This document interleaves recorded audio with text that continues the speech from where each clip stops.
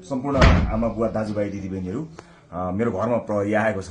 मैले समाचारबाट उच्च अदालतको आदेशबारे थाहा त पाएँ, तर बिना कुनै कागज अहिले यतिखेरसम्म मलाई केही पुर्जी पनि दिएको छैन, कागज पनि दिएको छैन। मेरो घरभित्र आएर बेडरुमभित्र आउनुभएको छ। मैले सार्वजनिक पनि गरिसकेको छु। अब यसरी तैनाथ उताबाट आदेशभन्दा पहिले तैनाथ हुने यो सबै चिजले एउटा ठूलो आशंका सृजना गरेको छ। मैले सम्मानित अदालतको आदेशलाई सधैँ मानेकै छु, कानूनलाई मानेकै छु। म पहिला पनि आफै उपस्थित हुन गएको हुँ, अहिले पनि सार्वजनिक गरेकै छु। तर यो राज्य आतंक, यो धरपकड ममाथि के कारणले भइरहेको छ मैले बुझ्न सकेको छैन।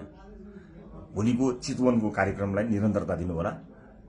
मलाई लागेको थियो म केही कुरा भन्छु भनेर, तर जुन तरिकाले अहिले यो सामान्य अभ्यासभन्दा पर गएर जबरजस्ती गर्ने कोसिस बिना कागजपत्र छ होला, ल्याउनु पनि हुन्छ होला, ल्याउन सकिने पनि थियो। त्यो लिएर आएर लैजान सकिन्थ्यो, भोलि ल्याउन सकिन्थ्यो। घरै पनि अझै कागज बोकीवरी प्रक्रिया मेरो लागि कुनै प्रक्रिया पूरा गर्न मानेको छैन। आतंकित बनाएर घरभित्र प्रहरी छिरेको छ। म यसै पनि गिरफ्तारी दिन्छु भनेर बसेकै छु। जे होस्, आम नागरिकले सब चिज हेरिरहेका छन् भन्ने मलाई विश्वास छ। न्यायको लडाईँ म एक थोपा रगत रहुन्जेल लडिरहन्छु। यहाँले साथ दिनुहुनेछ भन्ने विश्वास मैले लिएको छु। मैले कुनै गल्ती गरेको पनि छैन, कुनै अपराध गरेको पनि छैन।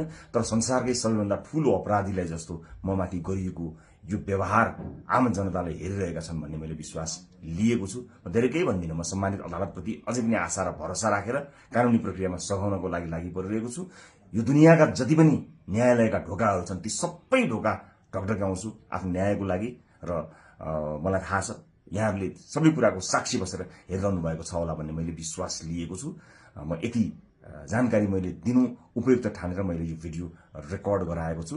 चितवनमा जति पनि मेरा आदरणीय मतदाता आमा बुवा दाजुभाइ दिदीबहिनीहरू हुनुहुन्छ, भोलिको कार्यक्रम नरोक्नु होला। अन्य साथीहरू आउनुहुन्छ, उहाँहरूले कुराकानी गर्नुहुनेछ, निरन्तर चलिरहन्छ।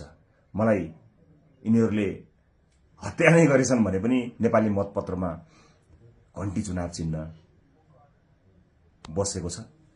मलाई आशा छ, यो एउटा आशा र भरोसाको आवाज हामीले बुलन्द पारिसकेका छौँ।